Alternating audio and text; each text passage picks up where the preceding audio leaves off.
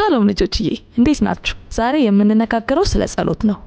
ጸሎት የምንለው ከእግዚአብሔር ጋር የምናደርገው ንግግር ነው። ያ ማለት እግዚአብሔር ምንም እንኳን ዓለምን ሁሉ ቢፈጥርና በሁሉም ነገር ላይ ኃይል ቢኖረው ከኛ ጋር ግን መገናኘትና ጓደኛ መሆን ይፈልጋል። እንድናውቀውም ይፈልጋል። በጣም ደስ የሚል ነገር ነው። እግዚአብሔርን ሁሉ ጊዜ የትም ቦታ ስለምንም ነገር ማናገር እንችላለን። ለምሳሌ እንዲሆነን ግን መጸለይ የምንችልባቸውን አንዳንድ መንገዶች እንመልከት። አንዱ የምንጸልይበት መንገድ እግዚአብሔርን ማምለክ ወይም ማመስገን ነው። እዚህ ላይ ነው እግዚአብሔርን እንደምንወደው የምንነግረው። ኢዮሳፍጥ የሚባል አንድ ሰውን እንመልከት። በአንድ ወቅት የእግዚአብሔር ሕዝቦች ንጉስ የነበረው ኢዮሳፍጥ በጣም ትልቅ የሆኑ ሰራዊቶች ጦርነትን አወጁበት። ኢዮሳፍጥ በጣም ፈርቶ ስለነበረ ስለዚህ ነገር እግዚአብሔርን አናገረው እንደዚህ ብሎ፣ እግዚአብሔር አንተ ሁሉ ነገር የምትገዛ ኃያል አምላክ ነህ። ምን ማድረግ እንዳለብን አናውቅም፣ ለእርዳታ ግን ወደ አንተ እንመለከታለን። ንጉስ ኢዮሳፍጥ እግዚአብሔር ሊረዳቸው እንደሚችል አመነ። ስለዚህ ወደ ጦርነቱ ስፍራ ሲሄድ እግዚአብሔርን የሚያመልኩና የሚያመሰግኑ ሰዎችን ከሰራዊቱ ቀድመው እንዲሄዱ አደረገ። እንዲህም እያሉ ይናገሩ ነበር፣ ምህረቱ ለዘላለም ነውና እግዚአብሔርን አመስግኑ። ያ ማለት ጦርነቱን ከማሸነፉ በፊት እግዚአብሔርን ያመሰግን ነበር። እግዚአብሔር ዝማሬውንና አምልኮውን ሲሰማ እነዛን ትላልቅ ሰራዊቶች እርስ በርሳቸው እንዲገዳደሉ አደረገ። ኢዮሳፍጥ መዋጋት እንኳን አላስፈልገውም ነበር። ሁለተኛው መጸለይ የምንችልበት መንገድ ደግሞ ንስሐ መግባት ነው። አያችሁ፣ ሁላችንም እናጠፋለን፣ ከእግዚአብሔር ሐሳብ እንወጣለን። ንስሐ ስንገባ እግዚአብሔር ይቅር እንዲለን እየጠየቅን ነው።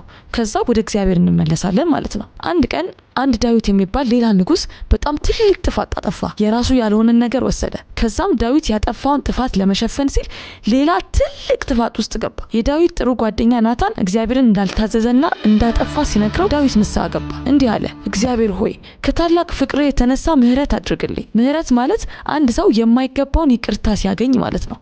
እና የሚገርማችሁ ንስሐ ስንገባ እግዚአብሔር ሁሉ ጊዜ ይቅር ይለናል። ልክ ነው። ንጉሶች ብቻ አይደሉም የሚጸልዩት፣ ሁሉም ሰዎች ይጸልያሉ። ሐና የምትባል አንድ ሴት እንዴት መጸለይ እንደምንችል ሶስተኛውን መንገድ ታስታውሰናለች። እግዚአብሔርን ስለ አንድ ነገር መጠየቅ እንችላለን። እግዚአብሔርን ስለ ተለያዩ ነገሮች መጠየቅ እንችላለን። ሐና ልጅ መውለድ በጣም ትፈልግ ነበር። ይህንን ለእግዚአብሔር ነገረችው። ከጸሎቷ በጣም የሚገርመው ምን እንደሆነ ታውቃላችሁ? እንዲህ ብላ ነበር የጸለየችው፣ እግዚአብሔር ሆይ ወንድ ልጅ ከሰጠኝ መልሼ ላንተ ሰጠዋለሁ። ልጆችዬ አስባችሁታል? አንድ የምትፈልጉትን ነገር ጠይቃችሁ መልሳችሁ ስትሰጡት ያልተለመደ ነገር ነው አይደል? የሚገርማችሁ ግን ከአንድ ዓመት በኋላ ሐና ወንድ ልጅ ወለደች። ልክ ቃል እንደገባችሁ ነበር ያደረገችው። ልጇን እግዚአብሔር እንዲያገለግልና ከእርሱ ጋር እንዲኖር ኤሊ ወደሚባል አንድ ካህን በመላክ መልሳ ልጇን ለእግዚአብሔር ሰጠች። ሳሙኤል ደግሞ መጸለይ የምንችልበትን አራተኛውን መንገድ ያሳየናል ማለት ነው። በየትኛውም ንግግር ውስጥ እኛ ብቻ ሁል ጊዜ ማውራት የለብንም፣ መስማትም አለብን። ምክንያቱም እግዚአብሔር የሁሉ ነገር ተቆጣጣሪ ነው። ራሳችንን እግዚአብሔር ወደሚፈልገው ሐሳብ ማዘንበልና መስጠት አለብን። እግዚአብሔር የሚለውን ስንሰማና ስንታዘዝ ወደ እርሱ ማዘንበልና የሚለንን መቀበል እንችላለን። አንድ ምሽት እግዚአብሔር ሳሙኤልን 3 ጊዜ ደጋግሞ ጠራው። በመጨረሻም እግዚአብሔር ሳሙኤልን ሊያናግረው እንደሚፈልግ ሲያውቅ እንደዚህ አለ፣ ጌታ ሆይ ተናገር፣ ባሪያህ ይሰማል። ሳሙኤልም መስማት ሲጀምር እግዚአብሔር ስለተለያዩ ነገሮች ይነግረው ጀመር። ሳሙኤል እግዚአብሔር የነገረውን መታዘዝ ሲጀምር እግዚአብሔር መናገሩን ቀጠለ። ስንጸልይ፣ ስናመልክ፣ ንስሐ ስንገባ፣ ስንጠይቅና ወደ እግዚአብሔር ሐሳብ ስናዘነብል እግዚአብሔር የሁሉም ነገር ተቆጣጣሪ እንደሆነ እናውቃለን። እናም ደግሞ በእርሱ የተወደድን ስለሆነን እርሱን ማናገር እንችላለን። እግዚአብሔር የሁሉም ነገር ተቆጣጣሪ እንደሆነ እናውቃለን።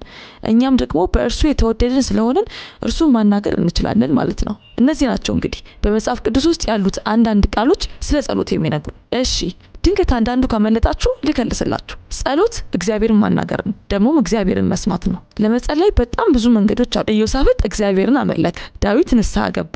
ሐና በጣም የምትፈልገውን ነገር ከእግዚአብሔር ጠየቀች። ሳሙኤል ሰማ። ሁሉም ራሳቸው ከሚፈልጉት በላይ እግዚአብሔር የሚፈልገውን ፈለጉ።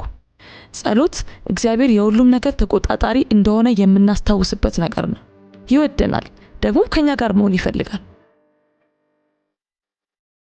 ስለዚህ ይሄ የዛሬው ታሪካችን ነው ማለት ነው።